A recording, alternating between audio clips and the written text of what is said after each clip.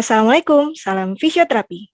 Halo teman-teman semuanya, kita berjumpa di podcast Suara Invi episode pertama.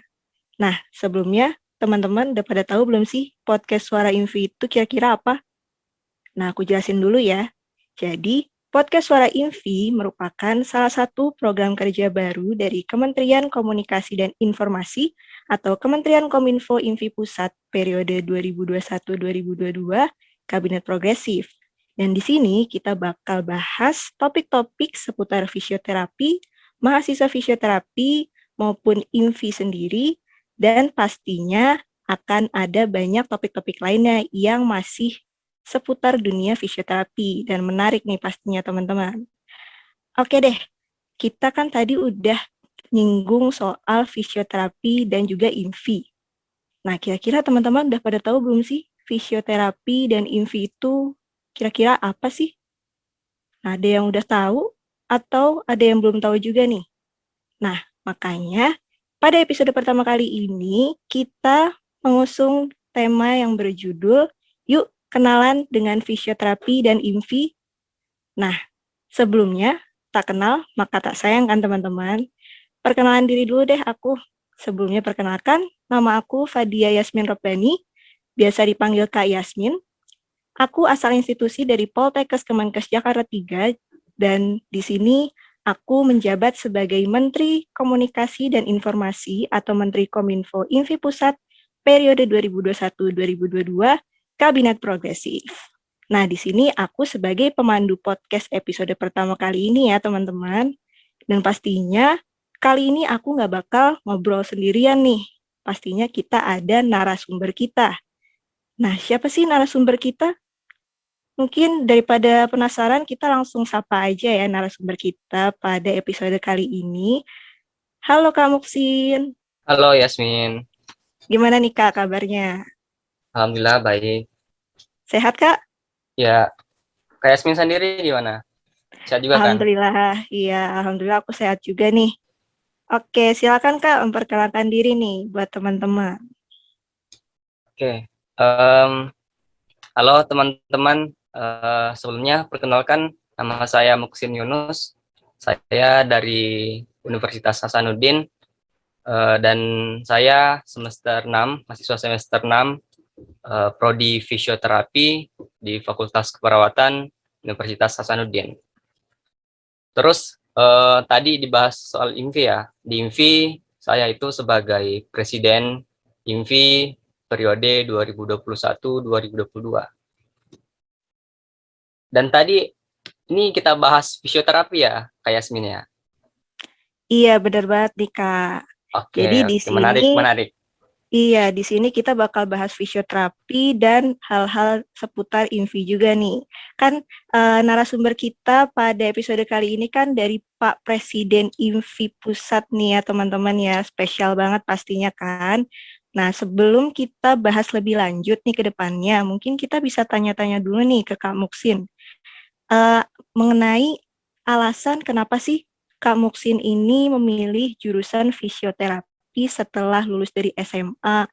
Jurusan fisioterapi ini dapat informasi dari keluarga kah? Ada yang latar belakangnya fisioterapi atau dari teman gitu? Karena kan memang jurusan fisioterapi di Indonesia ini kan masih belum terlalu populer ya, berbeda dengan jurusan kesehatan lainnya seperti contohnya dokter, kedokteran gigi, perawat, bidan, dan fisioterapi ini masih terbilang belum terlalu familiar lah di kalangan para pelajar di Indonesia. Nah, mungkin bisa diceritain nih Kak, alasan memilih jurusan fisioterapi ke teman-teman. Oke, ya jadi alasan ya kenapa pilih fisioterapi. Jadi kalau menurut saya ya, eh, tiap orang punya cerita unik masing-masing. Kenapa pilih fisioterapi? Jadi mungkin saya ceritain dari eh, pengalaman saya sendiri kenapa pilih fisioterapi. Jadi pertama itu awalnya kenapa saya pilih fisioterapi waktu pendaftaran SBMPTN. Karena kemarin waktu lulus SMA saya nggak lulus di SNPTN walaupun tetap daftar di 2019 ya. Nah pada saat saya daftar SBMPTN, sebenarnya awalnya saya mau masuk farmasi ya di kampus yang saya minati di Unhas juga. Tapi karena kemarin itu masih pakai sistem nilai UTBK ya, ada nilai UTBK yang dikasih tahu oleh ini pihak penyelenggara atau LTMPT. Jadi kita tahu bahwa nilai UTBK itu kita rata-ratanya segini. Nah, dulu waktu masih 2019 sampai sekarang ya, ada yang dibilang kayak passing grade tiap jurusan atau prodi di kampus tersebut. Nah, di Unhas itu passing grade-nya tinggi. Terus ada sekitar kayak target lah gitu dari YouTube bilang kalau mau daftar di farmasi Unhas dan lulus ya minimal nilai UTBK-nya 600 lah gitu. Nah, terus kemarin waktu pengumuman nilai UTBK aku dapatnya sekitar cuma 500-an. Nah, jadi situ aku kayak oh ini nggak sampai yang passing grade kemarin. Jadi aku kayak takut-takut. Padahal awalnya kan aku cuma mau yang penting ya masuk di Unhas lah, nggak apa-apa di prodi manapun, yang penting masuk Unhas. Jadinya aku mikir-mikir lagi. Nah, tiba-tiba keluarga nyaranin, ini katanya ada fisioterapi, bagian dari kedokteran juga di Unhas. Terus aku cari-cari. Nah, dari situ loh aku cari-cari awalnya. Aku cari tahu tentang apa itu fisioterapi.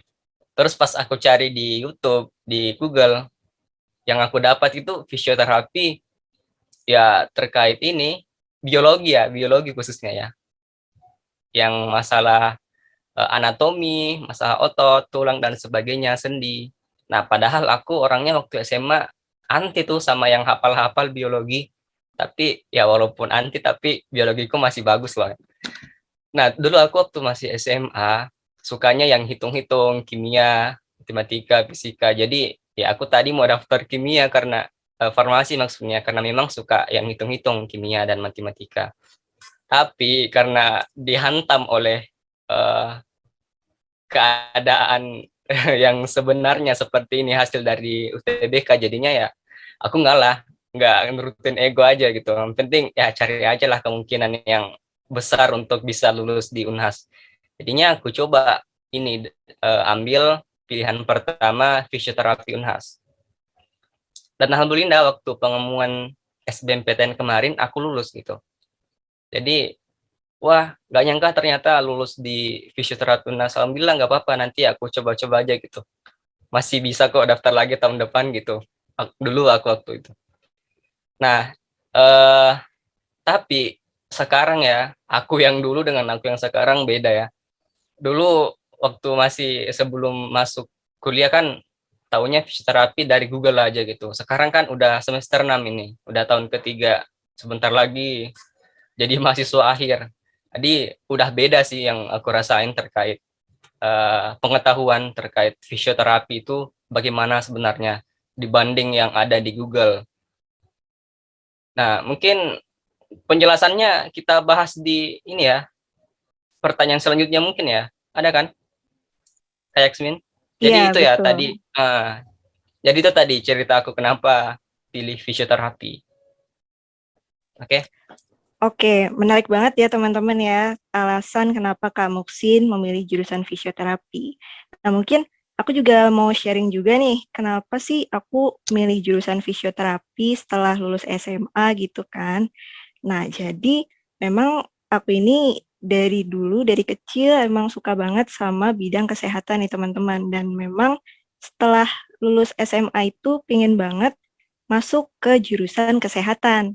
Nah, waktu itu ada pilihannya, aku itu pingin banget masuk kedokteran atau kedokteran gigi, terus juga mau masuk kesehatan masyarakat, atau misal ahli gizi juga. Nah, sebelumnya tuh aku nggak tahu nih soal jurusan fisioterapi gitu kan. Jadi aku tertariknya cuma ke 4 itu doang gitu.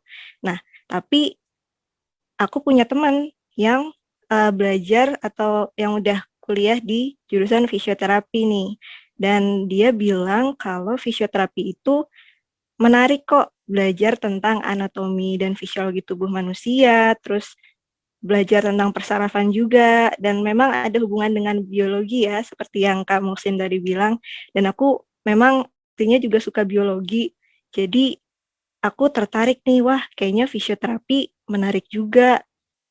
Dan akhirnya aku mencoba untuk mengetahui lebih lanjut soal fisioterapi dan akhirnya tertarik, akhirnya aku masuk ke jurusan fisioterapi sekarang. Dan alhamdulillah sih aku senang dan memang sangat tertarik juga di dunia fisioterapi. Seperti itu teman-teman. Jadi memang fisioterapi ini salah satu jurusan yang menarik ya. Mungkin teman-teman kalau belum tahu fisioterapi harus tahu dulu nih fisioterapi biar makin suka. Nah, kita kan tadi udah bahas soal fisioterapi ya teman-teman ya. Nah, kira-kira teman-teman mungkin ada yang belum terlalu paham atau familiar nih dengan fisioterapi. Nah, kita mungkin bisa tanya ke Kak Muksin ya, soal fisioterapi itu seperti apa sih atau profesi seperti apa? Mungkin bisa dikasih gambaran umumnya nih Kak Muksin ke teman-teman khususnya yang belum tahu nih. Oke, aku jawab setauku aja ya. Jadi fisioterapi itu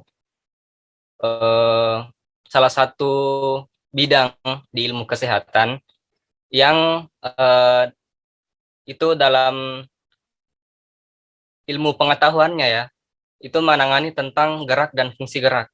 Nah, mungkin kalau aku bilang seperti itu teman-teman masih belum pahamnya, jadi aku jelasinnya yang ini aja, yang simpel-simpel aja. Jadi gini contohnya. Jadi fisioterapi mirip kayak bidang ini ya, ilmu pengetahuan kayak kedokteran, kesehatan masyarakat, kayak gitu.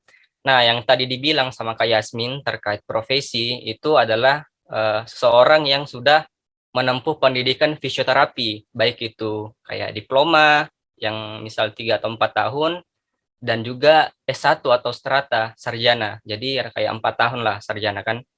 Nah, kayak kalau kayak di kedokteran, eh, itu orang yang sudah menempuh pendidikan kedokteran disebut dokter. Tuh, jadi ini dibilang profesi kalau sudah menempuh pendidikan fisioterapi misalnya. Nah, orang yang sudah menempuh pendidikan fisioterapi, baik itu dalam diploma ataupun sarjana, itu disebut sebagai fisioterapis. Jadi ditambahkan saja fisioterapis. Nah, orang yang sudah mempunyai disebut atau disebut sebagai fisioterapis itu sudah punya hak untuk memberikan pelayanan fisioterapi. Pelayanan fisioterapi ini adalah pelayanan kesehatan yang bisa diberikan oleh masyarakat atau pasien. Kalau misalnya contoh lagi di dokter, orang yang sudah punya gelar dan profesi dokter itu sudah bisa misalnya mengobati ataupun mengecek kondisi masyarakat misalnya. Jadi pokoknya sudah punya inilah, sudah punya hak lah untuk menangani pasien gitu. Jadi orang yang sudah menempuh pendidikan fisioterapi dan sudah mempunyai gelar profesi fisioterapi itu sudah punya hak untuk memberikan pelayanan fisioterapi ke masyarakat. Pelayanan fisioterapi adalah pelayanan yang menangani terkait gerak dan fungsi gerak manusia. Nah, aku lebih simpelkan lagi masalah gerak dan fungsi gerak, seperti contohnya masalah sendi. Itu kan kayak sakit pinggang atau sakit punggung, itu masalah di sendi, di lutut. Terus yang kayak masalah otot, terus masalah saraf bisa juga. Nah, jadi itu fisioterapi umumnya ya, menangani di ketiga hal tersebut. Masih luas sebenarnya. Tapi bukan ini ya, bukan dokter ya. Teman-teman harus ingat fisioterapi bukan dokter. Jadi fisioterapi itu adalah profesi sendiri. Oke, jadi penanganannya itu terkait masalah tadi, gerak dan fungsi gerak. Nah, dengan fisioterapis ini menggunakan beberapa teknik misalnya. Bukan teknik sih, tapi memang ada semacam menggunakan alat bisa, tapi bukan alat semua ya untuk penanganan. Jadi fisioterapi ada yang dibilang sebagai exercise misalnya atau teknik modifikasi. Jadi itu bisa menggunakan tangan kosong ataupun dengan bantuan gerak badan dari fisioterapis itu sendiri dan juga bisa menambahkan bantuan dari suatu alat untuk meningkatkan kesehatan pasien. Jadi misalnya pasiennya ada yang paling umum ya, masalah sakit punggung. Terus itu, nah fisioterapi ngasih dulu itu tekniknya yang masih pakai tangan dulu sama anggota gerak badan. Nah terus kalau misal dibutuhkan suatu alat, misalnya ini ya masalah sarafnya yang tidak bisa ya, itu pakai alat misalnya supaya bisa bantu maksimalkan penyembuhan dari pasien. Gitu gambaran apa yang sebenarnya fisioterapis lakukan, apa yang sebenarnya fisioterapis harus pelajari gitu. Nah itu tadi kalau secara umumnya ya, tapi kalau secara misal dalam bentuk undang-undang ya, fisioterapi itu cuma bisa dilaksanakan oleh seorang fisioterapis. Nah dalam peraturan ada disebut bahwa pelayanan fisioterapi adalah pelayanan terkait kesehatan yang hanya bisa dilakukan oleh seorang fisioterapis atau yang sudah mempunyai gelar profesi. Nah, gitu. Jadi fisioterapi ini cuma bisa dilakukan oleh fisioterapis. Jadi kalau ada orang yang mengaku-ngaku bahwa mereka sedang melakukan pelayanan fisioterapi, tapi dia belum pernah mengenyam pendidikan atau lulus dari pendidikan ilmu fisioterapi, nah itu yang perlu dipertanyakan, apakah dia memang memberikan pelayanan fisioterapi atau tidak. Kalau kita bahas secara hukum ya, gitu. Jadi mungkin itu tadi para teman-teman bisa paham ya secara umumnya apa sebenarnya itu fisioterapi. Oke, baik nih Kak Muksin. Nah, mungkin untuk teman-teman juga nih atau masyarakat umum yang masih bingung, fisioterapi tuh sama tukang urut sama nggak sih? Atau gimana nih Kak Muksin kalau pendapat dari Kak Muksin sendiri? Nah, yang tadi ini nih aku bilang. Jadi beberapa ini ya, ada beberapa kasus beberapa oknum yang mengatakan bahwa dia sedang itu memberikan pelayanan fisioterapi. Padahal kalau dicek dari misal riwayat pengalaman atau pekerjaan atau pendidikan dari orang tersebut itu enggak ada kayak yang terkait fisioterapi. Jadi itu cuma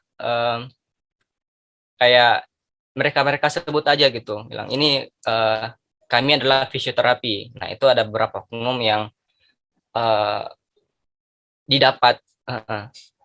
Tapi karena sudah ada ketentuan ini secara undang-undang ya, walaupun masih belum diperbaharui, itu yang seperti aku tadi bilang, orang yang bisa memberikan pelayanan fisioterapi atau pelayanan terkait ilmu fisioterapi ke masyarakat atau pasien itu cuma bisa dilakukan oleh seseorang yang sudah profesi atau sudah memiliki menempuh pendidikan fisioterapi. Jadi gitu. Jadi orang-orang yang bilang itu tukang pijat sama dengan fisioterapi ya itu yang perlu kita tanggapi dengan bijak gitu. Jadi beda ya. Walaupun memang salah satu ada di fisioterapi yang mirip, bukan mirip tapi tekniknya agak mirip dengan yang misal pijat urut. Nah kalau di fisioterapi itu bisa disebut mesek, itu ada teknik mesek di fisioterapi. Kalau misalnya yang pijat urut yang pakai kayak ada lotion atau minyak ya, kalau di fisioterapi itu disebut mesek. Nah, jadi yang dilakukan oleh tukang urut ini misalnya itu di fisioterapi dilakukan juga, tapi itu merupakan salah satu tekniknya aja gitu. Dan itu pun ada semacam dasarnya, ada evidence base-nya kenapa misalnya dilakukan seperti ini, kenapa dikasih minyak. Jadi semua dikaji dulu waktu kita masih menempuh pendidikan fisioterapi. Jadi gitu, ada dipelajari dulu fisiologinya, penyebabnya kenapa kita perlu ngasih mesek atau ngasih urut gitu. Kalau bahasa ini ya, bahasa umumnya ya, mesek itu kayak urut. Gitu. Kenapa kita perlu ini, apanya yang perlu di mesek, itu apa penyebabnya, kenapa bisa tiba-tiba seperti itu. Nah itu semua dipelajari dulu waktu masih mengenyam pendidikan ilmu fisioterapi. Nah, nanti setelah kita pelajari semua kasus dan teknik-tekniknya dan semua contoh kasus yang terjadi, nah nanti lo baru dipraktekin waktu sudah ini punya gelar profesi. Gitu, Yasmin. Oke, setuju banget nih sama pendapatnya kamu, Sin ya. Jadi kalau fisioterapi dan tukang urut itu nggak sama ya teman-teman ya. Jadi kalau misalkan teman-teman atau siapa yang mengira fisioterapi dan tukang urut itu sama, itu kurang tepat. Karena fisioterapi ini yaitu bertugas untuk mengembangkan, memelihara, dan memulihkan gerak dan fungsi tubuh manusia menggunakan beberapa metode nih. Jadi ada penanganan secara manual, yaitu terapi manual. Kita juga melakukan terapi menggunakan peralatan terapi dan juga kita bisa memberikan pelatihan fisik. Jadi dengan teknik-teknik seperti itu kita bisa membantu untuk mengembalikan fungsi gerak tubuhnya seperti itu. Jadi kalau kalian bilang fisioterapi dan tukang urut itu sama, kurang tepat ya teman-teman ya. Oke, selanjutnya mungkin aku mau sedikit sharing juga nih mengenai sejarah fisioterapi di Indonesia ya teman-teman. Nah mungkin fisioterapi ini mulai ada di Indonesia itu sejak sekitar tahun 1950-an dan pertama kalinya itu sebagai orang penting dalam fisioterapi di Indonesia itu yaitu Profesor Dr. Suharso dan pertama kali itu diadakan di Kota Solo nih teman-teman. Nah, dan juga mungkin teman-teman ada yang belum tahu nih, fisioterapi itu apakah fisioterapi doang atau ada cabang-cabangnya? Kan kalau misalkan kita berbicara soal dokter, dokter itu kan ada beberapa cabang spesialisnya. Misalkan dokter spesialis saraf, dokter spesialis ortopedi, dokter spesialis kandungan, dan lain sebagainya. Nah, di fisioterapi ini ada juga cabang-cabangnya, teman-teman. Jadi, mungkin bisa aku kasih gambaran umumnya aja nih, seputar cabang-cabang di fisioterapi. Nah, di fisioterapi itu, yang pertama ada fisioterapi olahraga. Nah, buat teman-teman yang suka olahraga atau yang suka nonton bola, misalnya nih teman-teman ya, misalkan ada pemain bola yang lagi cedera nih, dan ada tim medis yang mendatangi pemain tersebut. Nah, itu contoh salah satu fisioterapi olahraga. Jadi, fisioterapi olahraga ini bertugas untuk menangani masalah gerak atau misalkan ada atlet yang cedera dan mengembalikan fungsi gerak tubuhnya agar bisa kembali normal kembali. Dan juga fisioterapi olahraga juga bertugas untuk melatih gerak fisik dan kebugaran atlet olahraga tersebut juga. Jadi teman-teman yang suka olahraga bisa banget nih jadi fisioterapi olahraga.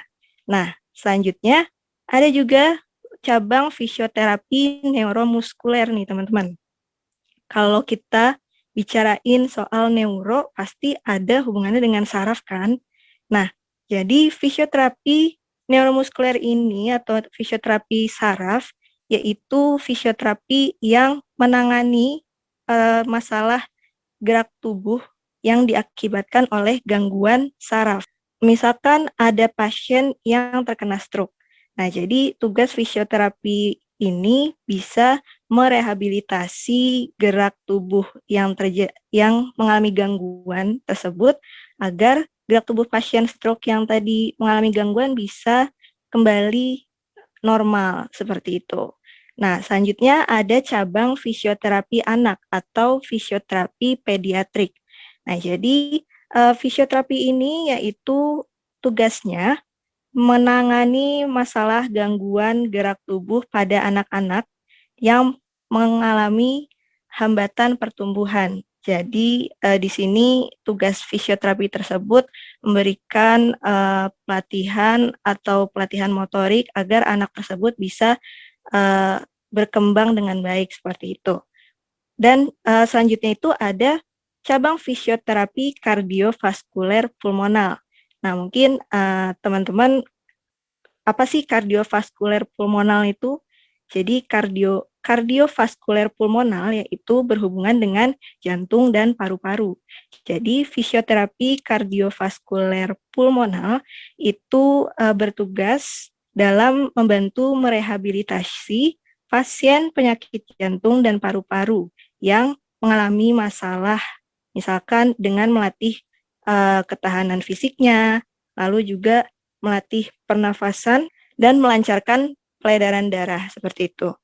Nah, selanjutnya ada fisioterapi geriatrik atau fisioterapi yang menangani lansia. Nah, fisioterapi ini tugasnya yaitu merehabilitasi atau menangani gangguan fungsi gerak tubuh pada lansia, yaitu dengan cara melatih gerak tubuh lansia tersebut agar ototnya bisa bekerja secara efisien sehingga mengurangi cedera pada lansia nih teman-teman. Nah, selanjutnya ada cabang fisioterapi muskuloskeletal.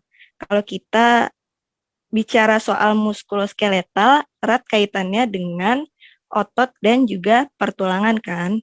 Nah, jadi fisioterapi muskuloskeletal ini yaitu bertugas untuk mengembalikan fungsi sistem muskuloskeletal tubuh yang terjadi gangguan pada, misalkan terjadi gangguan pada otot, sendi, tendon, ligamen, ataupun tulang. Jadi fisioterapi bertugas untuk merehabilitasi atau membantu memulihkan keadaan apabila ada cedera otot, cedera sendi, dan lain sebagainya. Dan sebenarnya masih banyak lagi cabang-cabang fisioterapi lainnya nih teman-teman. Tapi pastinya mungkin kalau dijabarin semua akan panjang banget ya. Jadi kurang lebihnya seperti itu untuk cabang fisioterapi yang ada. Nah mungkin teman-teman juga ada yang bertanya nih, kira-kira fisioterapi itu nantinya bisa kerja di mana aja sih?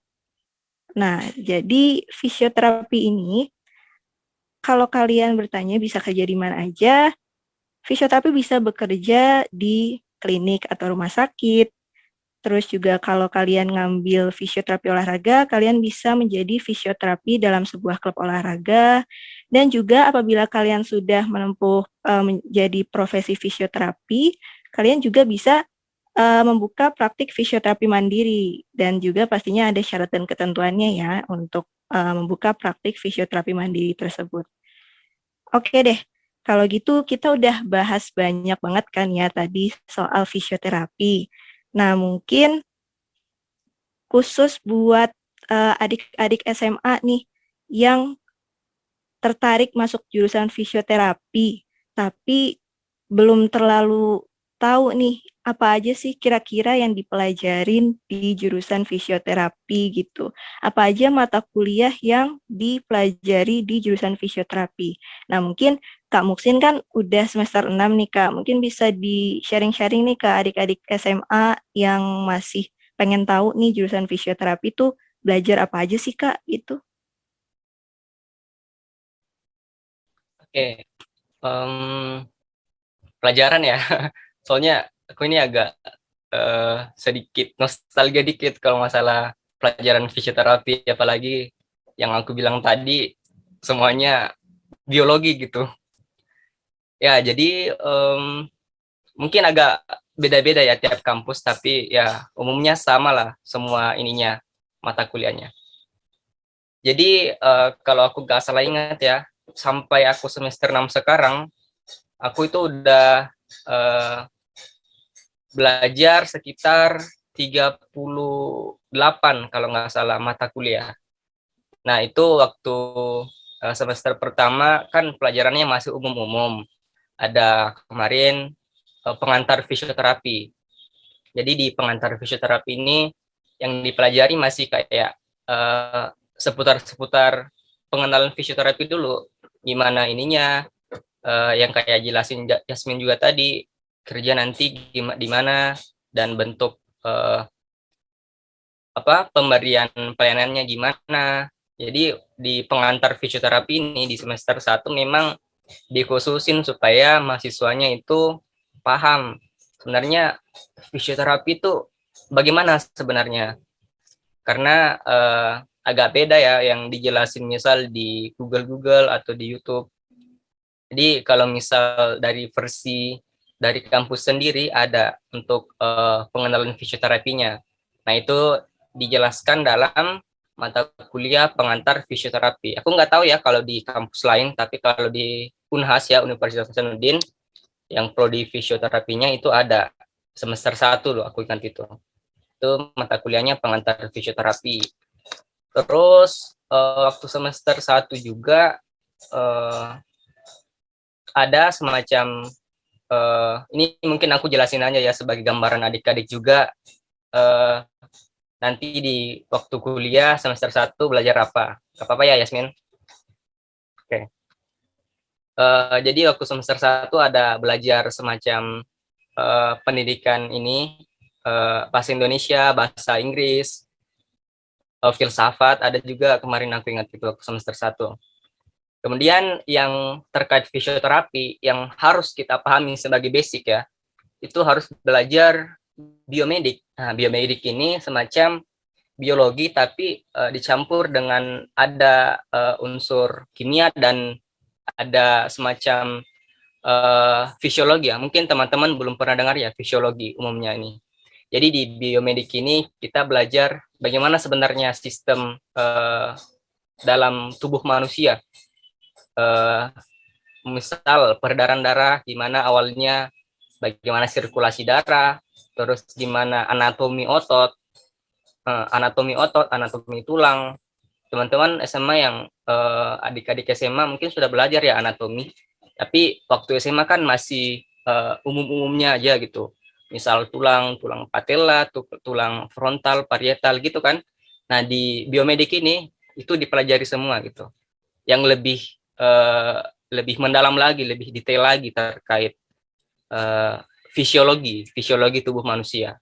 Jadi fisiologi tadi yang seperti aku bilang terkait mekanisme atau cara kerja tubuh manusia itu sebenarnya seperti apa. Karena kita fokusnya ya, fokus fisioterapi ya, itu bidang gerak manusia gitu. Selain biomedik, ada juga muskuloskeletal. Muskuloskeletal lebih detail lagi dari biomedik. Jadi di sini spesifik di muskulo itu otot dan skeletal itu tulang. Gitu. Jadi di sini kita difokuskan untuk menghafal atau mengetahui ini sebenarnya bentuk tulang tengkorak manusia itu sebenarnya gimana gitu. Nah, terus gimana sebenarnya ini bentuk tangan manusia sehingga bisa bengkok, bisa lurus lagi. Misalnya kita bengkokin siku ya. Nah, terus itu kan ada bengkok. Nah, sebenarnya itu ada kalau di muskuloskeletal itu disebut sendi, ada sendinya di situ. Itu di kenapa bisa bengkok? Itu karena ada sendi. Nah, terus ada tulang. Kenapa bisa ini bentuk misalnya lurus terus bengkok lagi itu karena ada tulang humerus dan ada tulang radius ulna gitu. Jadi semua dipelajari. Terus kenapa bisa ini bengkok padahal cuma tulang? Nah, sebenarnya ada otot bicep kalau teman-teman mungkin ya, bicep ini. Bicep, kemudian ada otot-otot lainnya yang bisa sehingga itu tulangnya bisa bergerak. Nah, itu semua dipelajari anatominya, di mana misalnya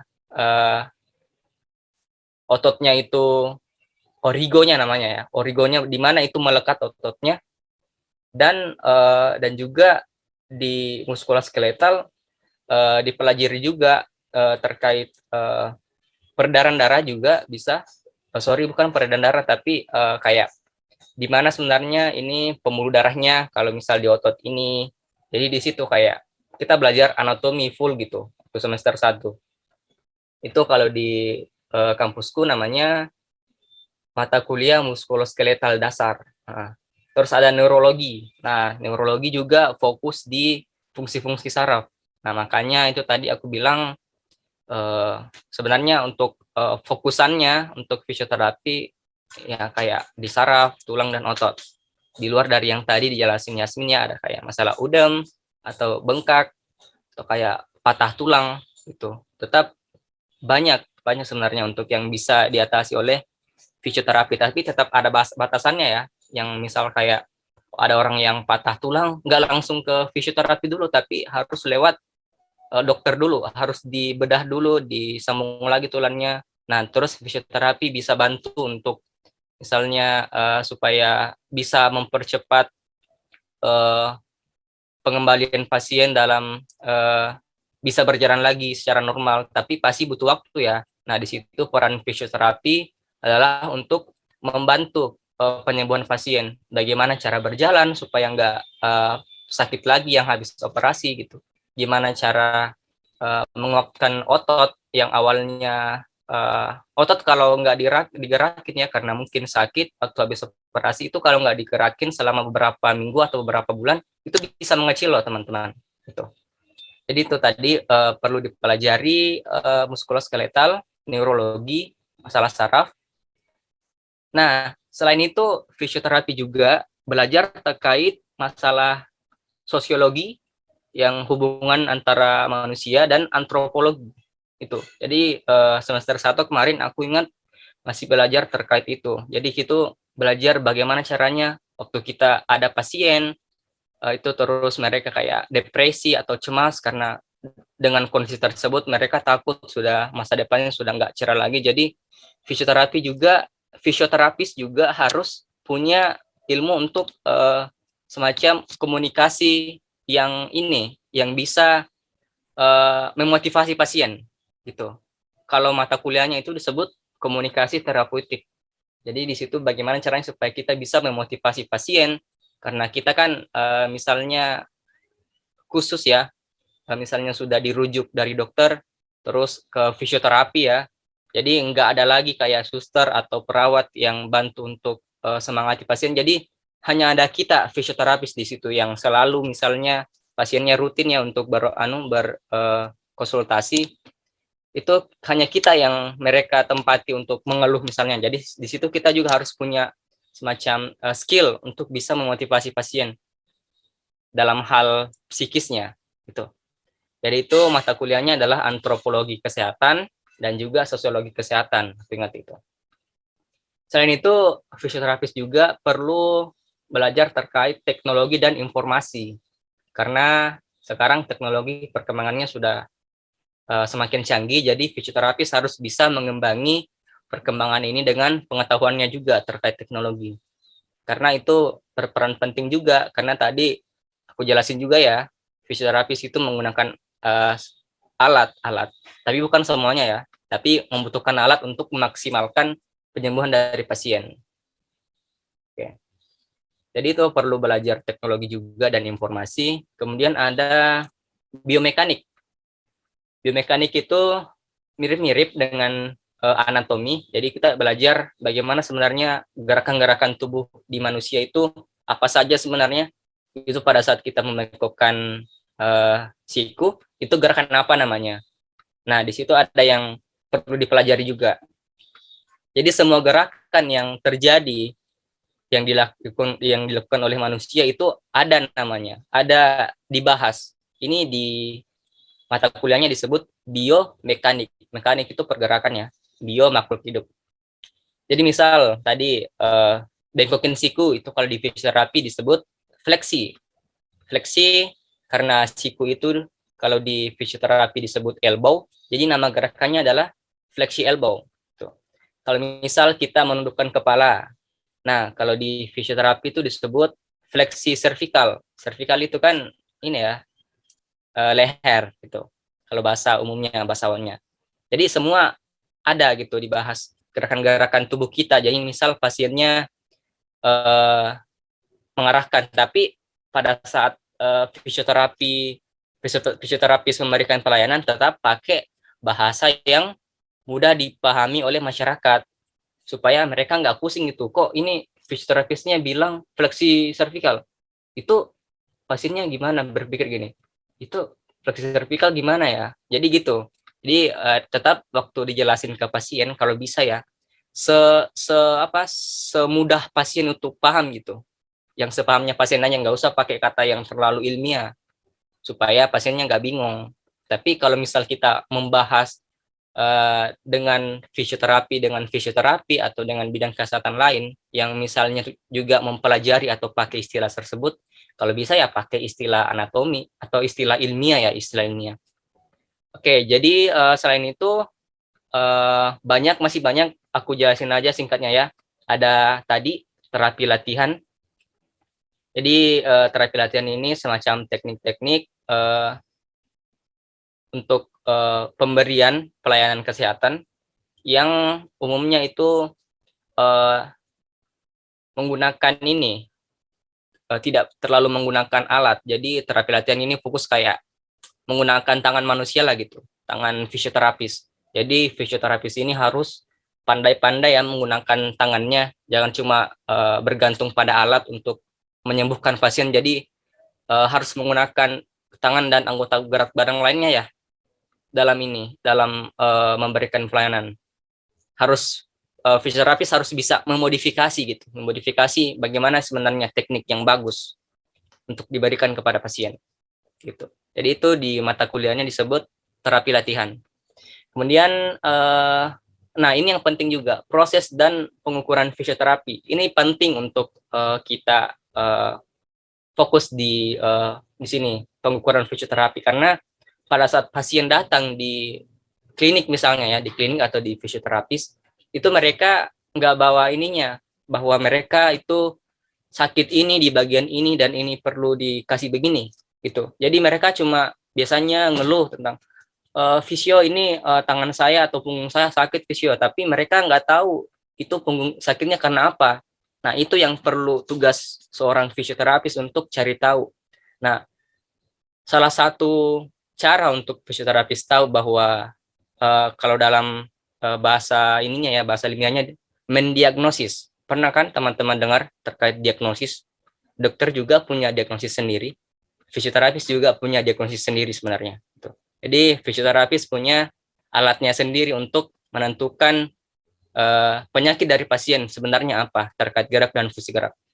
Jadi itu dipelajari di mata kuliah pengukuran dan fisioterapi. Terus kemudian ada mata kuliah elektrofisika.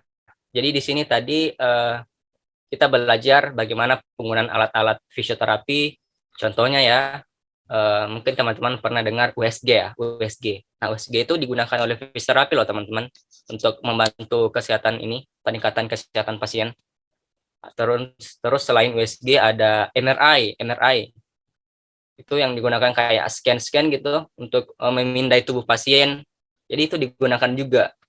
Terus ada TENS yang paling umum, paling sering dipakai ya TENS ya, yang kayak dipasang semacam pad atau apa namanya ya, macam plester, bukan plester tapi ada kabelnya gitu dihubungin, misalnya di punggung. Mungkin teman-teman udah lihat ya, jadi namanya itu TENS. Dan masih banyak lagi untuk alat-alat yang bisa membantu fisioterapis dalam memberikan pelayanan kesehatan. Nah, itu dibahas di mata kuliah elektrofisika dan sumber fisis. Kemudian fisioterapis juga harus belajar pemeriksaan radiologi, dasarnya aja ya, bukan harus tahu semua. Teman-teman kalau belum tahu, radiologi itu adalah ilmu mempelajari terkait misalnya organ-organ tubuh manusia yang dalam-dalam itu yang kita tidak biasa lihat dengan mata telanjang. Jadi di radiologi ini misalnya ada pasien yang sudah patah tulang, atau dalam bahasa ilmiahnya itu fraktur. Fraktur kan ada patah tulang. Terus kita nggak tahu itu apakah memang fraktur atau gimana, karena nggak ada kelihatan juga patah tulangnya gitu. Jadi harus di scan dulu atau di X-ray dulu. Nah itu yang harus fisioterapis paham arti dari hasil pemindaiannya itu, fotonya. Kalau ini warna putih kan biasa kan ada plat ini kan, plat film kalau habis X-ray misalnya, harus fisioterapis harus tahu bahwa oh ini kalau putih ternyata organ ini, kalau ini yang hitam oh ternyata di sini patah gitu. Jadi itu yang perlu dipelajari juga, karena pasien nanti bisa jadi ada yang habis dirujuk dari dokter ya, misalnya dokter yang sudah radiologi juga misalnya, terus mereka ngasih lihat itu bahwa oh ini saya sudah di radiologi dan ini hasilnya. Nah fisioterapis di situ harus bisa baca, cukup baca aja ya, untuk pelaksanaannya ya dipersilakan ke dari radiologinya gitu. Jadi fisioterapis nggak usah langsung ngelakuin radiologinya juga, tapi cukup bisa membacanya gitu. Oke, kemudian selain radiologi ada juga pemeriksaan laboratorium. Itu perlu juga teman-teman fisioterapi untuk sebagai basicnya, tapi umumnya aja ya umumnya. Terkait masalah penyakit-penyakit atau kayak dalam hal ini misalnya jumlah darah, macam-macam virus, bagaimana pengaruhnya misalnya kekurangan darah terhadap pemberian latihan, misalnya pasiennya disuruh lari tapi sebenarnya pasiennya kan ini kadar darahnya sedikit. Nah, itu harus teman-teman fisioterapis juga harus tahu sebenarnya apa dampaknya gitu. Jadi itu perlu dipelajari juga pemeriksaan laboratorium. Nah, itu di mata kuliahnya. Terus ada farmakologi, bagaimana efek obat. Bagaimana efek obat terhadap tubuh atau terhadap latihan atau teknik yang diberikan kepada pasien. Itu perlu juga dipelajari. Jadi ada farmakologi, itu mungkin lebih spesifiknya yang dilakukan oleh farmasi ya. Tapi fisioterapis di sini bukan tugasnya untuk memberi saran obat pakai obat ini, tapi fisioterapis cukup tahu apa fungsi dari obat yang dimakan atau dikonsumsi oleh pasien. Karena itu berpengaruh nanti di latihan yang diberikan, itu penting. Karena jangan sampai pasiennya sudah disuruh sedang mengonsumsi obat untuk supaya nggak terlalu dipacu jantungnya ya. Terus fisioterapisnya malah kasih latihan yang malah meningkatkan fungsi jantungnya. Nah, itu yang yang perlu dihindari. Jadi fisioterapis perlu misalnya menanyakan pasien, Pak atau Ibu, ini kita kemarin sudah konsumsi obat apa aja gitu. Nah, itu yang penting. Perlu dipelajari farmakologi. Kemudian selain itu sisanya tinggal ini ya, kita belajar manajemen yang dibilang dari Yasmin tadi. Oh ya, epidemiologi juga perlu. Epidemiologi kayak kita perlu tahu penyebaran suatu penyakit itu bagaimana sebenarnya. Misalnya di Indonesia masalah otot atau masalah penyakit punggung itu sekian persen dialami oleh penduduk Indonesia. Itu yang penting supaya bisa jadi referensi atau landasan seorang fisioterapis untuk meningkatkan keilmuannya lagi. Misalnya di Indonesia itu penyakit stroke masih banyak, masih nomor 1 penyebab kematian. Nah, di situ yang bisa dijadiin sebuah pacuan atau sebuah dasar untuk fisioterapis mengembangkan lagi penanganan atau intervensi terkait masalah stroke, supaya masalah stroke ini bisa ditangani oleh Indonesia gitu, bisa dikurangi lah. Nah, selain tadi itu yang spesifik ya, sisa mata kuliah lainnya cuma terkait ini, bagaimana kita belajar kasus-kasus terkait masalah otot, kasus-kasus terkait masalah tulang, saraf, kasus-kasus terkait masalah di pediatri anak-anak. Nah, itu semua yang dijelasin dari Kak Yasmin tadi ada ya. Jadi itu kalau di fisioterapi mata kuliahnya disebut manajemen fisioterapi geriatri untuk orang tua. Jadi semua yang dipelajari adalah kasus-kasus yang dialami oleh orang tua beserta dengan penanganan dan intervensinya. Ada untuk kardiovaskulopulmonal terkait masalah jantung dan paru, ada terkait masalah pediatri untuk anak-anak, untuk muskuloskeletal, otot dan tulang. Ada juga manajemen fisioterapi disaster. Disaster ini kayak kegawat daruratan atau kebencanaan lah gitu. Jadi fisioterapis juga mirip dengan kalau teman-teman di SMA mungkin PMI yang kayak ada bantu-bantu masyarakat gitu kalau ada yang habis kena banjir atau habis ini kena bencana alam gitu, disaster. Jadi di manajemen fisioterapi disaster ini dipelajari juga itu. Kemudian manajemen lainnya karena sisa kalau di kampusku ya, sisa mata kuliahnya sampai semester 6 itu tinggal manajemen, habis itu KKN, habis itu proposal deh gitu. Jadi manajemen yang lain itu ada manajemen ergonomi. Nah, ergonomi ini penting. Teman-teman harus walaupun bukan ini ya, walaupun masih bukan mahasiswa, tapi penting juga untuk belajar ergonomi sebenarnya. Ergonomi itu apa? Itu adalah ilmu yang mempelajari tentang semacam keefektifan lah dalam hal bergerak atau ya dalam hal bergerak. Misalnya contoh ya, aku jelasin aja contohnya. Misal teman-teman tahu nggak kira-kira kalau teman-teman itu kelamaan duduk terus posisinya salah itu bisa berpengaruh sama kesehatan teman-teman loh. Postur tubuhnya bisa berubah. Misalnya orang yang selalu waktu menulis itu terlalu tunduk, bisa jadi itu bentuk postur di tengkoraknya dan tulang belakangnya bisa berubah loh teman-teman, karena ada proses adaptasi kan. Nanti lama-lama waktu semakin tumbuh, semakin dewasa itu bisa jadi bentuk tubuhnya kayak bungkuk. Nah, itu yang perlu dipelajari juga bagaimana caranya mengedukasi atau menyusun sebuah eh, apa cara posisi yang benar gitu. Misalnya cara posisi duduk yang benar, cara posisi menulis yang benar. Jadi semua itu dipelajari di ergonomi. Bukan cuma ini ya, bukan cuma masalah duduk, tapi banyak. Pokoknya semua yang terkait masalah keefektifan dalam bergerak gitu. Itu dipelajari di manajemen fisioterapi ergonomis. Terus ada psikologi kesehatan, ya mirip-mirip lah dengan tadi komunikasi terapeutik. Gimana caranya kita membantu memotivasi pasien.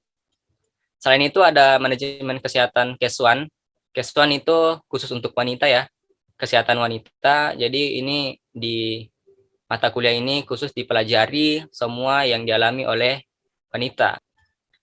Kemudian ada olahraga yang tadi jelasin dari Yasmin juga ya, manajemen fisioterapi olahraga. Jadi semua ini khusus untuk olahraga. Gimana caranya exercise atau stretching misalnya, gimana yang benarnya. Gimana misalnya kalau pemain sepak bola supaya bisa maksimalkan napasnya pada saat berlari di lapangan, gimana latihannya sebenarnya, bagaimana program latihannya yang bisa meningkatkan kapasitas paru-parunya. Itu semua dipelajari di manajemen fisioterapi olahraga dan kebugaran. Gitu. Mungkin sedikit tambahan yang setauku ya, ini cuma mungkin di kampusku aja di Universitas Hasanuddin ada manajemen itu mata kuliahnya kasus-kasus kompleks. Jadi ini di kasus-kasus kompleks dipelajari semua kayak suatu penyakit itu pada saat dialami oleh seseorang itu bukan cuma satu, jadi ada banyak penyebabnya, ada banyak ininya tanda dan gejalanya, dan juga perlu banyak penanganan yang diberikan. Jadi butuh fisioterapis ini butuh pengetahuan yang luas dan teknik-teknik yang banyak gitu untuk menangani seorang pasien. Jadi nggak cuma harus tahu satu aja terus itu aja yang diberikan, terus ngasih TENS terus itu aja TENS terus, nggak ada kayak tambahan atau modifikasi lain. Jadi fisioterapis butuh modifikasi supaya ini kondisi pasien kan tiap saat berubah ya. Kalau misal awalnya dia nggak bisa gerakin tangan secara full, nah terus kita ngasih latihan terus udah bisa sedikit, nah itu beda lagi loh dosisnya. Jadi harus ada kayak tambahan modifikasi, beda kayak latihannya harus ditambah atau dikurangi, nah gitu. Nah itu dipelajari di kasus-kasus kompleks. Jadi suatu penyakit itu sebenarnya banyak penyebabnya dan nggak bisa cuma satu penanganan aja yang diberikan. Oke, mungkin cuma itu Yasmin ya, yang ini bisa aku jelasin terkait apa-apa saja yang dipelajari kalau ini dari yang aku pelajari waktu semester 1 sampai sekarang. Alhamdulillah ya, mudah-mudahan banyak ya yang masih aku ingat, soalnya saking banyaknya ya, kalau misal nggak dicatat ini pasti ya kalau orang-orang selevel aku mungkin masih lupa dan masih butuh buka buku lagi untuk ingat. Oke, Yasmin, aku kembalikan. Oke, ini lengkap banget nih Kak ya penjelasannya soal apa aja sih yang dipelajari di jurusan fisioterapi nih. Dan pastinya sangat berguna banget untuk teman-teman atau khususnya adik-adik SMA nih yang lagi cari jurusan kesehatan, tapi masih ragu mau pilih jurusan apa di kesehatan. Nah, mungkin kalian setelah mendengar penjelasan tadi dari Kak Muksin yang lengkap banget tadi, nah, mungkin kalian bisa lebih terbuka nih soal fisioterapi dan jangan ragu untuk pilih jurusan fisioterapi ya adik-adik dan Ya, teman-teman. Nah, jadi teman-teman yang memang punya minat di biologi, udah coba aja aman gitu. Jadi fisioterapi untuk biologi udah relate sekali, udah relevan. Kecuali teman-teman mau coba-coba kayak aku juga nyari pengalaman yang sekarang bisa aku ceritain kayak gini ya, yang unik-unik. Soalnya udah banyak loh yang aku tanyain teman-teman yang daftar ini, yang kuliah fisioterapi, dan mereka itu punya jawaban unik tersendiri gitu. Kenapa pilih fisioterapi? Ada yang karena dipaksa oleh orang tuanya, ada yang karena nggak tahu itu sebenarnya fisioterapi, cuma daftar-daftar aja lah gitu. Ada yang memang minat sekali. Ini katanya orang tua aku fisioterapis, aku juga mau daftar fisioterapi gitu. Jadi banyak pokoknya ceritanya. Jadi kalau teman-teman aku prefer ya, atau aku saranin teman-teman yang punya minat dan suka menghafal, atau ya biologi menghafal lah ya. Jadi kalau misal suka biologi, ayolah bisa lah didaftar di fisioterapi. Coba-coba aja dulu, nggak apa-apa. Oke. oke, bener banget nih teman-teman. Nah, tadi kan kita udah panjang banget ya kita cerita-cerita soal fisioterapi dan apa aja yang dipelajari di jurusan fisioterapi nih teman-teman. Nah, di jurusan fisioterapi ini sendiri pastinya ada organisasi mahasiswanya kan, organisasi mahasiswa fisioterapi di Indonesia, yaitu IMFI atau Ikatan Mahasiswa Fisioterapi Indonesia nih. Nah, mungkin teman-teman mungkin ada yang udah tahu nih soal IMFI dan mungkin juga ada yang belum kenal IMFI itu apa sih, apa aja yang dilakuin di IMFI atau mungkin ada kegiatan apa aja yang IMFI lakukan gitu. Mungkin kan narasumber kita pada episode kali ini kan langsung dari Pak Pres IMFI Pusat nih teman-teman. Nah mungkin Kak Muksin bisa sharing-sharing nih ke teman-teman supaya bisa lebih kenal tentang IMFI itu seperti apa. Oke, Yasmin. Jadi bahas organisasi lagi ya. Oke. Tentunya organisasi yang berhubungan dengan fisioterapi. Nah, teman-teman kan tadi sejak aku perkenalan di awal tadi ada aku jelasin ya, aku ini ketua. Bukan, aku sebenarnya nggak enak loh ngomong presiden, soalnya presiden itu cuma satu, cuma satu di Indonesia ya gitu.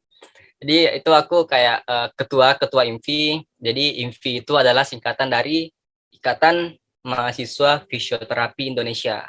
Ikatan ya, ikatan. Jadi kalau misal aku contohin, kalau di SMA mirip-mirip sama OSIS lah gitu. OSIS kan itu mewadahi seluruh siswa ya, dari kelas 1 sampai kelas 3 SMA misalnya. Nah, itu OSIS yang misalnya jadi perwakilannya ada semua masuk gitu. Dari kelas 1 ada, dari kelas 2 ada, dari kelas 3 ada. Nah, itu gabung di OSIS. Nah, mirip-mirip gitu di fisioterapi. Jadi di IMFI ini, teman-teman tadi sudah tahu kan singkatannya IMFI, jadi aku singkat IMFI aja supaya nggak terlalu panjang. Jadi di IMFI ini adalah gabungan dari semua mahasiswa fisioterapi di Indonesia. Indonesia aja ya, bukan luar negeri. Oke, jadi di sini IMFI ini merupakan organisasi, mirip-mirip kayak OSIS tadi lah gitu. Organisasi juga kan di ini di SMA kalau OSIS. Nah, di IMFI ini itu banyak banyak anggotanya, tapi keanggotaannya itu dihitung per universitas. Nah, sampai sekarang yang daftar, yang terdaftar, institusi yang terdaftar di IMFI itu sekitar 48 institusi di seluruh Indonesia yang terdaftar sebagai keanggotaan IMFI. Nah, tapi tugas utama IMFI adalah mewadahi semua mahasiswa fisioterapi Indonesia untuk bisa misalnya saling mengenal, saling menjalin relasi lah sebagainya gitu. Kayak ini IMFI merupakan wadah gitu. Kalau teman-teman pusing ya, organisasi sebenarnya kayak tempat untuk mahasiswa fisioterapi di seluruh Indonesia untuk bisa berkomunikasi lah gitu. Selain dari kayak ada yang buat kegiatan, ada yang bentuknya kalau di SMA kayak buat pensi lah gitu ya, kayak ada kegiatan-kegiatan tahunan yang diadakan gitu. Jadi IMFI merupakan organisasi yang dimana itu tergabung seluruh mahasiswa fisioterapi di Indonesia. Terus sekarang IMFI udah ke-13 tahun sejak dibentuk. Jadi kemarin IMFI dibentuk itu di 2009. Ya di 2009 dan sekarang sudah 13 tahun dan sekarang aku presiden atau ketua yang ke-13. Dan di IMFI itu ada kayak pembagian gitu. Ada IMFI pusat dan ada IMFI wilayah. Nah, IMFI pusat itu yang mewadahi semua atau yang mengordinasi semua IMFI wilayah. IMFI wilayah ini adalah IMFI yang dimana itu dibagi lagi per provinsi, misalnya di Provinsi Sumatera Barat atau Provinsi Kalimantan, Provinsi Sulawesi, itu dibagi-bagi. Jadi sekarang ada lima wilayah di IMFI gitu. Dari wilayah 1 sampai 5 itu masing-masing dibagi, misalnya dari Sumatera sampai ke Kalimantan. Oke, Yasmin, mungkin apalagi ini yang perlu aku jelasin terkait IMFI? Apa tadi?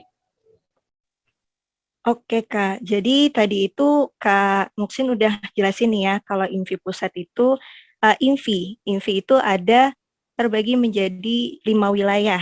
Nah yang tadi sudah dijelasin sama Kak Muksin, jadi untuk Sumatera itu di wilayah 1 ya teman-teman, wilayah 1 itu ada di Sumatera, wilayah 2 itu di wilayah DKI Jakarta dan Jawa Barat, wilayah 3 daerah di Yogyakarta dan Jawa Tengah, wilayah 4 itu di Jawa Timur dan Bali, dan wilayah 5 itu di Kalimantan dan Sulawesi nih teman-teman.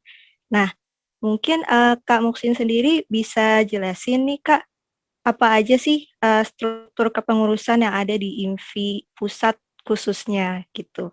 Apa aja sih kementeriannya atau ada apa saja yang ada di sana gitu. Mungkin bisa diceritain ke teman-teman yang misalkan tertarik masuk IMFI tapi belum tahu nih mau masuk di posisi apa. Mungkin bisa diceritain nih Kak ke teman-teman. Oh iya, oke. Jadi ini semacam ini ya, struktur organisasi ya. Kalau di OSIS, misalnya di SMA ya, ada ketua pramuka, ada ketua OSIS, ada bendahara, ada anggota gitu. Ya kalau di IMFI strukturnya kalau kan tadi dibedakan ya pengurus pusat dan pengurus wilayah. Nah, terus di pengurus pusat dulu. Soalnya kan tadi kita pakai istilah presiden ya. Jadi agak mirip-mirip lah dengan sistem pemerintahan di Indonesia yang pakai presiden juga. Misalnya presiden itu ada sekretarisnya. Gitu. Jadi di IMFI juga presiden IMFI aku, terus ada sekretaris umum 2 orang ya. Terus ada wakil presiden juga mirip-mirip. Kemudian ada kementerian. Nah, mirip kan di Indonesia ada kementerian juga.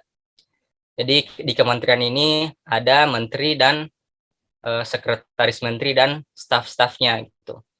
Di IMFI pusat dan IMFI wilayah ada 8. Tapi agak beda kalau di IMFI wilayah bukan disebut kementerian, tapi disebut sebagai departemen. Gitu. Jadi kalau di IMFI pusat ada presiden, ada wakil presiden, sekretaris umum, ada kementerian-kementerian. Nanti aku jelasin ya ini beberapa kementerian. Terus di IMFI wilayah ada gubernur. Jadi pimpinan atau ya pimpinan di wilayah IMFI wilayah itu disebut sebagai gubernur. Kalau kan di pusat ada ini presiden. Kalau di wilayah ada gubernur dan wakil gubernur, ada sekretaris bendaharanya, terus ada 8 departemen juga. Kalau di INVI pusat ada 8 kementerian, kalau di INVI wilayah 8 departemen.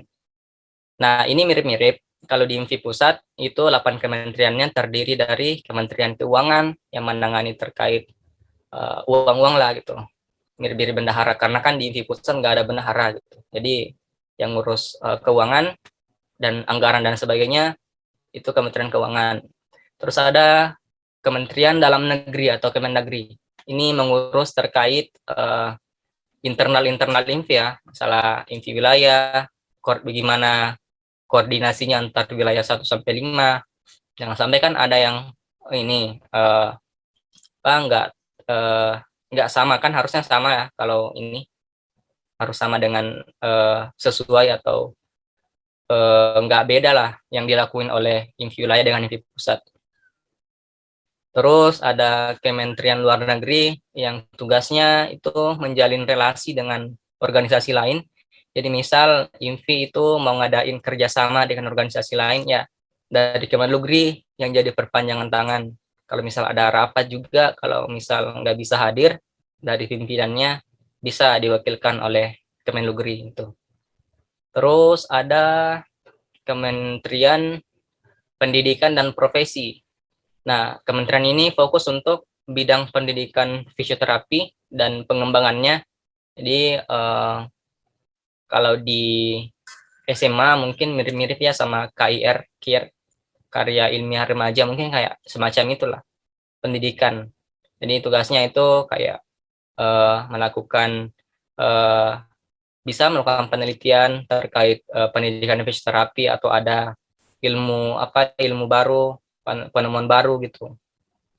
Terus ada Kementerian Kasrat, Kajian, Aksi, Strategi, dan Advokasi. Jadi ini semacam kementerian untuk yang tugasnya seperti mengkaji berita-berita terbaru terkait fisioterapi. Jadi itu kalau berita aku sebut berita ya, soalnya mungkin teman-teman masih ini agak bingung mungkin kalau aku pakai kata isu-isu, jadi aku bahas ini aja, pakai berita. Jadi tugasnya Kastrat ini untuk mengkaji berita-berita yang sering atau lagi hangat diperbincangkan oleh dunia fisioterapi. Nah, itu bukan cuma dikaji, tapi diusahakan juga ada solusi dari hasil kajian yang dilakukan. Itu tugasnya Kementerian Kastrat. Terus ada Kementerian Kominfo. Nah, ini yang ngadain podcast ini sekarang Kominfo ya. Jadi mungkin Kominfo bisa aku bilang sebagai wajah dari INVI dalam hal dunia ini ya, dunia media sosial lah gitu. Soalnya kan sekarang kita lagi pandemi, jadi rata-rata untuk semua kegiatan ya cuma bisa dilihat langsung di media sosial. Jadi Kominfo ini bisa lah dikatakan sebagai wajah INVI di media sosial. Jadi tugasnya kayak memposting misalnya kegiatan-kegiatan yang sedang dilakukan, ataupun bisa juga berkomunikasi dengan misalnya organisasi lain, membantu Kemendagri ya. Kemudian selain Kominfo ada SBO, Kementerian Seni Budaya dan Olahraga. Jadi tugasnya ini untuk menangani minat dan bakat mahasiswa. Jadi misal mahasiswa fisioterapi itu banyak yang punya bakat selain akademik, yang non akademik ya, kayak menari atau main musik atau menyanyi. Itu bisa di ini dalam salah satu contoh kegiatannya mungkin mirip-mirip pensi ya kalau di SMA, kayak pekan ilmiah lah gitu. Sorry. Pekan olahraga. Gitu. Pekan olahraga yang dihadiri oleh semua mahasiswa fisioterapi Indonesia. Itu untuk SBO. Oh ya, PSDM. PSDM ini fokus untuk pengembangan. Itu PSDM singkatan dari pengembangan sumber daya manusia. Jadi PSDM ini tugasnya adalah untuk meningkatkan skill-skill ataupun ya dalam hal ini skill-skill dari anggota mahasiswa fisioterapi yang tergabung di IMFI. Misalnya dalam hal bagaimana cara manajemen organisasi. Nah, PSDM juga bisa mewadahi dalam hal itu. Ya, itu tadi 8 kementerian ya. Kalau di pusat, kalau di wilayah mirip-mirip aja 8, tapi yang bedanya cuma di Kementerian Dalam Negeri dan Kementerian Luar Negeri. Kalau di wilayah itu disebut sebagai Departemen Internal dan Departemen Eksternal. Jadi mirip-mirip sih tugasnya dari ini IMFI pusat dan IMFI wilayah. Cuma beda cakupannya aja gitu kan. Oh ya, yang paling penting juga di IMFI itu kan ini tadi yang pengurus pusat disebut sebagai pengurus harian pusat. Kalau di wilayah disebut sebagai pengurus harian wilayah. Nah, itu ada itu MPA yang sebagai badan pengawas, semacam badan pengawas lah. Soalnya kan kalau nggak ada yang kayak ingatin, misal, oh ini ada kendala ini. Nah, itu fungsi dari MPA. Jadi MPA itu adalah singkatan dari Majelis Pertimbangan Agung. Tugasnya tadi, kalau di Indonesia mirip seperti DPR. DPR atau MPA kalau di tingkat nasional ya, di kabinet presiden, itu MPA. MPR. Jadi MPA itu mirip MPR atau DPR kalau di tingkat wilayah. Jadi MPA ini terbagi lagi jadi beberapa ini bagian. Ada MPA yang fokusnya untuk mengkaji aturan-aturan atau pedoman-pedoman yang sudah dibuat oleh IMFI. Ada yang tugasnya untuk memantau ini ya, tugas-tugas dari pengurus. Ada yang tugasnya untuk membuat undang-undang gitu. Jadi ada yang membuat undang-undang kayak aturan-aturan pedoman, ada yang membantu memantau, dan ada juga yang membantu semacam memberi solusi untuk masalah yang diberikan gitu. Nah, di pusat itu ada MPA pusat juga, dan di wilayah juga kan tadi wilayah terbagi 5. Ada wilayah 1 sampai 5 itu masing-masing ada MPA-nya masing-masing, yang kalau di Indonesia itu disebut DPR ya. Jadi kalau masih di pusat itu masih disebut MPA ya, MPA. Kalau di wilayah itu sudah dibagi tergantung dari kebijakan MPA-nya ini. MPA-nya ini sekarang berjumlah 9 orang. Nah, itu dibagi masing-masing, ada yang bertugas di wilayah 1 untuk sebagai MPA di sana. Dalam hal ini DPR ya, mirip-mirip di Indonesia, DPR, ada DPRD wilayah gitu. Jadi dibagi lagi, ada yang di pusat, ada yang di wilayah.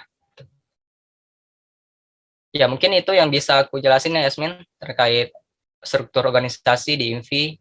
Tadi kementerian, ada departemen, gubernur, ada MPA, ada pengurus pusat, pengurus harian pusat, ada pengurus harian wilayah. Oke, aku kembalikan ke Yasmin. Oke, jadi tadi udah dijelasin lengkap banget ya sama Pak Pres kita soal IMFI itu seperti apa. Jadi ada IMFI pusat, ada IMFI wilayah 1, 2, 3, dan 4, dan 5. Nah, jadi teman-teman kalau yang misalkan sebelumnya belum tahu IMFI atau sudah tahu tapi masih ragu, mau masuk IMFI nggak ya? Gitu. Nah, kalian udah tahu kan tadi gambarannya seperti apa tentang struktur kepengurusan di IMFI itu sendiri, baik di pusat maupun di wilayah. Nah, kalian bisa banget masuk ke IMFI nih teman-teman, karena di IMFI ini banyak hal yang menarik dan pastinya banyak manfaatnya juga nih, masuk dalam organisasi. Oke deh, kan kita tadi udah bahas tentang organisasi mahasiswa nih ya. Nah, mungkin ada teman-teman yang berpikir bahwa, males ikut organisasi, mending fokus kuliah aja. Karena nanti kalau kita masuk organisasi, kuliah kita jadi terganggu gitu kan. Ada juga mungkin yang, masuk organisasi buang-buang waktu. Nah, mungkin teman-teman juga ada yang berpikir kayak gitu. Nah, mungkin dari Kak Muksin sendiri nih, mungkin bisa sharing-sharing apa aja sih Kak manfaat sebagai mahasiswa fisioterapi dan juga aktif berorganisasi gitu. Mungkin biar teman-teman bisa semangat juga nih untuk ikut organisasi. Oke, menarik ya. Em, Oke, organisasi ya, kita bahas keorganisasian. eh aku cerita dulu, awalnya juga waktu aku SMA, itu organisasiku cuma pramuka dan OSIS. Oh ya, kebetulan kemarin aku juga ketua MPK ya. Eh, jadi kemarin waktu aku masih SMA, masih kayak belum aktif organisasi juga. Jadi aku baru aktif organisasi waktu masuk kuliah. Jadi kalau yang ini ya, eh, teman-teman SMA yang baru lulus SMA, eh, kalau misal mikirnya kayak organisasi itu ribet dan sebagainya, memang sih ya, yang membedakan mahasiswa yang tidak berorganisasi ada ya bedanya. Mahasiswa yang tidak berorganisasi dan mahasiswa yang berorganisasi ada kok perbedaannya. Kalau misal teman-teman ini bisa lihat, mungkin bedanya yang paling umum itu kalau mahasiswa yang berorganisasi pasti lebih sibuk dari mahasiswa yang tidak berorganisasi. Nah, itu poin ininya. Yang mungkin yang bisa jadi paling perbedaan. Soalnya udah banyak teman-teman juga yang aku tanyain yang berorganisasi itu apakah sibuk atau gimana. Memang sih mereka bilang sibuk, tapi di situ yang jadi motivasi mereka loh buat berorganisasi karena katanya mereka bisa lebih belajar bagaimana cara manajemen waktu atau mengatur waktu. Jadi memang waktu awal-awal berorganisasi mereka kesusahan karena harus ngurus akademik, harus ngurus organisasi. Tapi lama-kelamaan sampai sekarang mereka malah kayak udah terbiasa gitu, udah beradaptasi dengan kondisinya. Sekarang yang awalnya mereka ngeluh, sekarang udah tahu gimana cara ngatur waktunya gitu. Nah, itu juga nanti penting digunakan waktu misal udah bekerja. Kan kita nanti kalau misal udah kerja ya, udah dapat kerjaan terus masuk di suatu instansi misalnya di rumah sakit lah atau di puskesmas. Nah, itu kan di puskesmas masih pakai sistem organisasi juga ya. Ada yang ketua puskesmas, ada kepala puskesmas, ada sekretaris. Nah, di situ penting juga loh belajar atau pengalaman dari organisasi. Itu poin yang pertama. Jadi ilmu yang didapat pada saat kita berorganisasi itu nantinya kemungkinan besar ya akan digunakan di pada saat misal di tempat kita bekerja gitu. Kalau kita bahas yang pertama poin dalam ini ya, pekerjaan. Jadi nanti akan dipakai juga bagaimana cara manajemen. Manajemen itu selalu sih kalau dari aku ya, kalau dari aku itu pada saat orang bekerja pasti selalu pakai manajemen itu. Manajemen waktu, manajemen orang gitu. Bagaimana cara mengatasi apa misalnya ada masalah gitu. Itu kan kalau di organisasi selalu ada masalah lah, bilang aja lah gitu, kayak masalahnya pasti ada aja gitu, tapi ada aja solusinya gitu yang dicari apa diberiin oleh mahasiswa ini yang kotanya. Jadi orang-orang yang aktif berorganisasi pasti sudah sering menemui banyak masalah dan sudah tahu dan sudah banyak dapat bagaimana bentuk solusi kalau misal dapat masalah ini dalam berorganisasi gitu. Soalnya kalau dari aku ya, organisasi ini erat kaitannya dengan kehidupan sehari-hari dari kita kecil sampai besar ya, selalu. Karena kalau dibahas kata organisasi ya, itu organisasi keluarga termasuk organisasi juga loh. Kalau teman-teman mau tahu, mungkin teman-teman bisa cari lebih dalam lagi organisasi itu apa sebenarnya. Jadi ada itu organisasi formal dan non formal. Contohnya yang non formal kayak keluarga gitu. Jadi kita berkeluarga juga merupakan berorganisasi. Nah, dalam berorganisasi ada masalah kan. Nah, kalau ada masalah pasti kan harus dicariin solusi. Nah, gitu. Kalau misal dalam keluarga kita sering ada masalah dan teman-teman tidak tahu cara mengatasi solusinya, ya belajar bagaimana cara berorganisasi.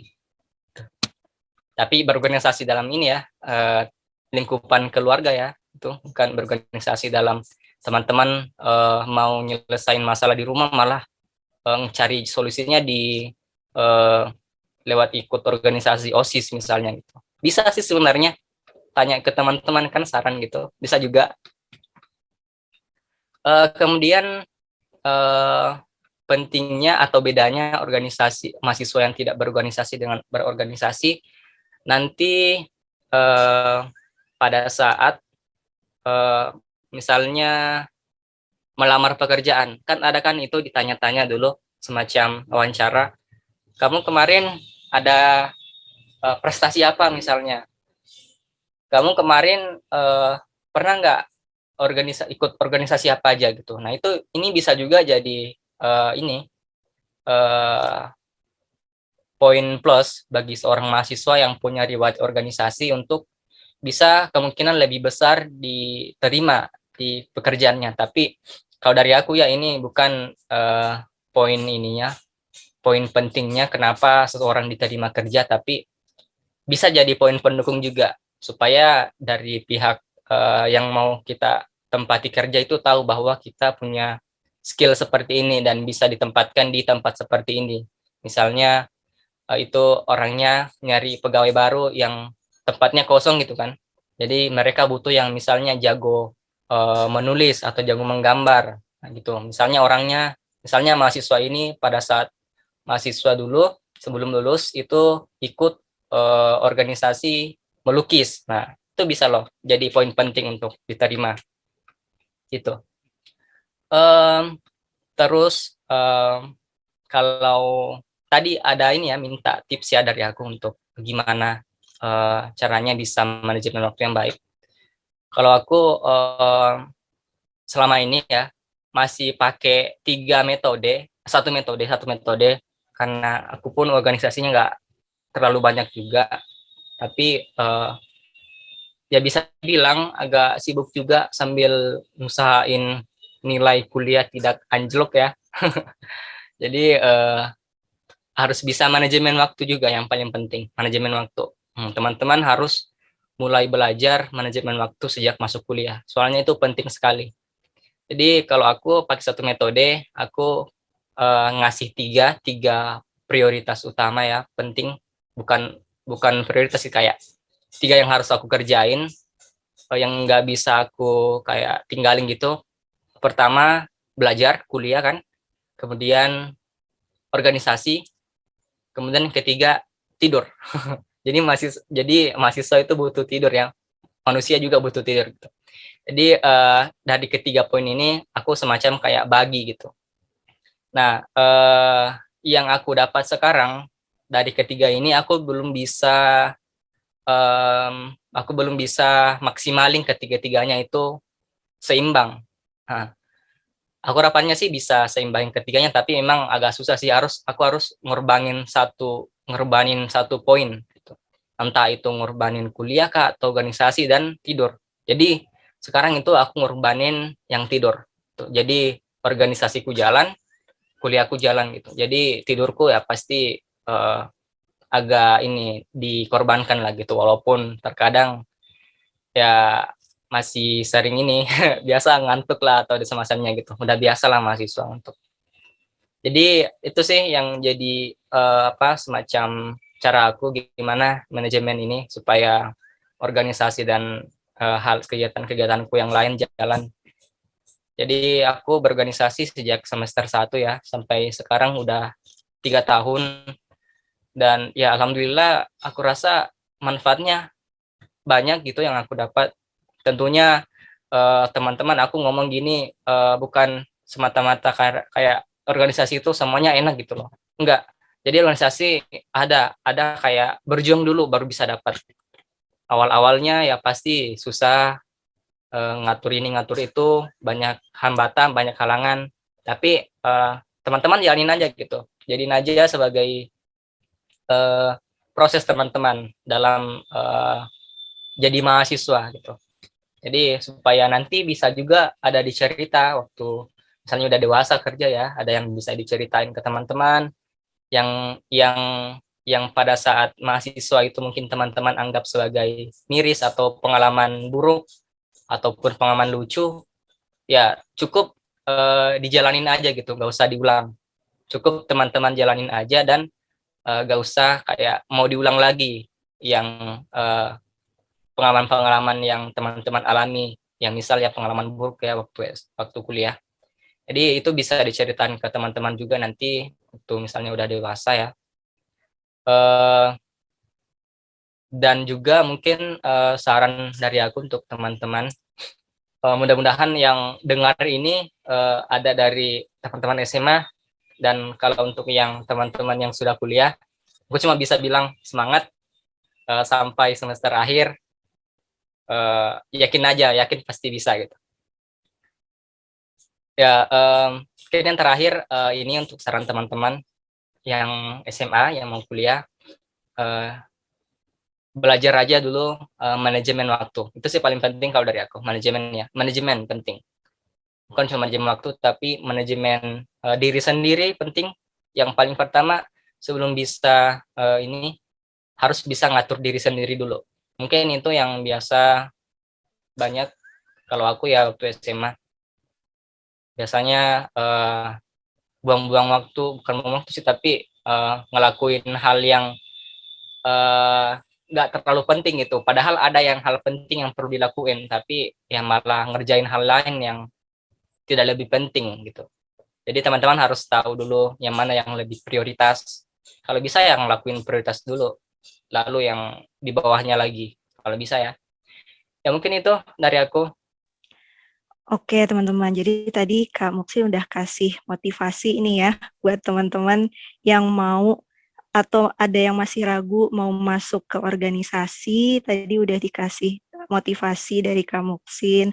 Gimana sih manfaat masuk organisasi itu? Jadi memang masuk organisasi itu banyak manfaatnya ya, teman-teman. Jadi di sini mungkin dari teman-teman yang sebelumnya itu susah untuk berkomunikasi dengan orang lain, di sini kita bisa belajar untuk berkomunikasi di misalkan di rapat, dan di situ kan juga banyak orang-orang. Di situ kita bisa belajar untuk berkomunikasi dengan orang banyak, dan juga kita di sini bisa belajar untuk menghadapi orang-orang dengan karakter dan sifat yang berbeda-beda pastinya ya teman-teman. Ada misalkan yang agak susah untuk diajak bekerja sama, tapi bagaimana cara kita untuk bisa mengatasi hal tersebut sehingga pekerjaan kita masih tetap bisa berjalan dengan baik, seperti itu. Dan nantinya benar ya kata Kak Muksin tadi bahwa ini berguna juga bagi nanti kita pas kerja. Jadi kalau di organisasi ini kita bisa bekerja sama dengan orang-orang, kita juga bisa terbiasa bekerja sama dengan orang-orang lain maupun profesi-profesi lain, karena kan kita ini merupakan profesi kesehatan ya, profesi fisioterapi yang pastinya nantinya di dunia kerja kita nanti kita ada hubungannya dengan profesi kesehatan lainnya seperti dokter, perawat, ataupun lain sebagainya. Dan di situ kita bisa terbiasa untuk bekerja sama dengan orang lain, seperti itu. Nah, mungkin aku juga mau sharing nih tips-tips bagaimana cara untuk manajemen waktu. Kalau dari aku pribadi, aku ini biasanya membuat suatu list ya. Jadi list di mana tugas yang paling prioritas terlebih dahulu itu ditaruh di list yang paling pertama dan mengikuti di bawahnya yang terpenting kedua maupun nanti yang terakhir itu yang masih bisa ditunda lah ya. Nah, jadinya kalian bisa lebih mudah untuk mengerjakan, kira-kira mau mengerjakan apa dulu nih yang harus diselesaikan. Yang harus diselesaikan yang urgent, yang pertama. Misalkan deadline-nya sebentar lagi, jadi kalian bisa lebih mudah. Nah, setelah kalian sudah selesai mengerjakan tugas itu, kalian bisa checklist, jadinya itu bisa lebih memudahkan kalian untuk membagi mengerjakan tugas kuliah maupun tugas organisasi. Nah, seperti itu. Kurang lebihnya tadi udah banyak banget ya motivasi yang diberikan oleh Kak Muksin, dan juga tadi aku juga udah sharing tentang tipsnya juga untuk membagi manajemen waktu. Nah, aku mau tanya nih ke Kak Muksin, selaku Presiden INVI Pusat periode 2021-2022, Kabinet Progresif. Nah, mungkin apakah ada harapan dari Kak Muksin untuk fisioterapi dan mahasiswa fisioterapi di Indonesia ke depannya? Mungkin ada pesan-pesan juga dari Kak Muksin di akhir episode pertama pada kali ini, mungkin bisa disampaikan. Oke, mungkin aku bagi dua ya, pesan-pesan. Pertama untuk teman-teman calon mahasiswa ya, yang teman-teman SMA, dan juga nanti untuk yang sekarang lagi dalam pendidikan fisioterapi. Jadi yang pertama untuk teman-teman SMA, sekarang di Indonesia itu masih butuh sekali fisioterapis. Jadi sekarang kondisinya itu satu fisioterapis itu harus menangani sekitar 7.000-an orang, atau misal ya 7.000-an orang yang butuh pelayanan fisioterapis. Jadi ini dari ini ya, data yang didapatkan oleh suatu organisasi bahwa di Indonesia ya, di Indonesia kondisinya sekarang masih butuh sekali yang dinamakan fisioterapis. Jadi dilihat dari jumlah masyarakat yang mempunyai masalah yang harusnya itu ditangani oleh fisioterapis, itu malah ditangani oleh profesi lain. Misalnya ada masyarakat yang sakit stroke atau sakit di bagian tangan dan kakinya gitu, mereka malah ke puskesmas untuk minta obat gitu. Padahal harusnya kan ke fisioterapis, tapi karena di daerahnya mungkin masih sedikit dan belum ada fisioterapisnya, jadinya itu masyarakatnya nggak ada yang bisa ini bantuin untuk bantu kesehatannya gitu, ningkatin kesehatannya. Jadi sekarang Indonesia masih butuh fisioterapis, dan kondisinya sekarang satu orang fisioterapis itu harus menangani 7.000 masyarakat. Jadi gitu. Untuk kalau misal teman-teman mikir prospek kerjanya ya kemungkinan besar, tapi itu sesuai ya. Bukannya aku bilang kalau teman-teman masuk fisioterapis pasti bisa dapat kerja nanti, tapi itu tergantung lagi dari proses teman-teman. Gimana nanti pada saat berkuliah misalnya, dan dalam ini misalnya pastilah butuh usaha ya untuk bisa dapat kerjaan. Jadi tapi dalam konteks kebutuhan fisioterapi Indonesia itu masih butuh sekali. Jadi masih banyak lah dibutuhkan fisioterapi di Indonesia. Jadi untuk masalah lowongan kerja ya mungkin luas, tapi butuh pengembangan dan butuh usaha juga dari ininya, dari teman-teman yang mungkin nanti kalau misal mau kerja jadi fisioterapis, butuh usaha untuk merintis. Oke, itu tadi saran aku untuk teman-teman yang mau daftar kuliah. Kalau memang mau pilih fisioterapi, ya silakan bergabung dengan keluarga besar fisioterapi, mahasiswa fisioterapi Indonesia. Dan juga teman-teman kalau memang ini ya serius mau kuliah, persiapin dari sekarang, karena sekarang kan udah terbuka ya pendaftaran SBMPTN. Kalau bisa teman-teman belajar lah. Memang sih kalau ada yang teman-teman yang bilang, ada ya teman-teman aku yang bilang ya, itu di UTBK itu modal untung-untungan aja gitu. Ada cerita ini. Ada teman aku yang pada saat aku lulus SMA bareng-bareng dan daftar UTBK juga, daftar SBMPTN, itu dia nggak belajar sama sekali loh, malah santai-santai. Padahal kemarin waktu mau persiapan UTBK, aku belajar, tapi nggak terlalu rajin juga ya. Tapi ya hasilnya belajar lah, yang misal nanti diprediksi bisa masuk di ujian. Tapi pada saat aku dapat hasil UTBK-nya, itu hasilnya nggak terlalu jauh loh dengan ini, dari teman aku yang tadi aku sebutin ini. Jadi dia bilangnya dari kejadian tersebut itu UTBK katanya untung-untungan aja. Terus aku jawab, memang sih ya, memang untung-untungan aja mungkin, atau mungkin dari aku yang kurang belajar gitu, atau kurang ini banyak belajar, jadinya nilaiku ya nggak terlalu maksimal gitu dibanding dengan yang tidak belajar. Tapi teman-teman mungkin bisa pakai metode itu juga kalau memang teman-teman satu prinsip dengan yang teman aku tadi yang aku ceritain. Tapi bisa juga gini, itu kalau misal kita belajar, kemungkinan kita untuk menjawab atau bisa menjawab soalnya dengan benar itu tinggi gitu. Kalau kita belajar, karena yang misal yang kita pelajarin masuk di UTBK itu kita bisa lebih mudah untuk jawabnya. Jadi kalau misal kita belajar, ada kepastian gitu, ada kepastian bahwa jawaban yang akan kita masukkan itu benar gitu. Kecuali ada kayak campur tangan lagi, kayak hasil ujian kita diubah gitu. Jadi walaupun kita udah jawab benar, ujung-ujungnya masih dapat rendah gitu. Kecuali ada itu ya. Tapi kalau memang benar-benar teman-teman mau belajar ya pasti kemungkinannya ya, kemungkinan teman-teman nilai teman-teman tinggi itu besar. Jadi mungkin itu motivasi buat teman-teman yang sekarang dalam tahap persiapan untuk SBMPTN, tetap semangat. Dan juga selanjutnya untuk teman-teman fisioterapi yang mungkin dengar podcast ini,